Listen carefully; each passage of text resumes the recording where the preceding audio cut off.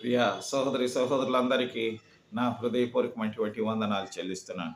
ఈ సమయంలో బైబిల్ గ్రంథములో మలాకీ 2వ అధ్యాయము 10వ వచనం చదువుకుందాం. మనందరికీ తండ్రి ఒక్కడే కాడా, ఒక్క దేవుడే మనల్ని సృష్టింపలేదా? ఇలాగుండగా ఒకరి ఎడల ఒకరు ద్రోహం చేయుచు మన పితరులతో చేయబడిన నిబంధనను మనం ఎందుకు తృణీకరించుచున్నాము అని వ్రాయబడి ఉంది. In English, love, have we not all one Father? Has not one God created us? Why then are we faithless to one another, profaning the covenant of our fathers? అని వ్రాయబడి ఉంది. ప్రియమైనటువంటి సహోదరి సహోదరుల, దేవుడు ప్రపంచంలో ఉన్న మనందరికీ ఒకడే తండ్రి, ఒకడే దేవుడు. ఆయన మనల్ని సృష్టించాడు.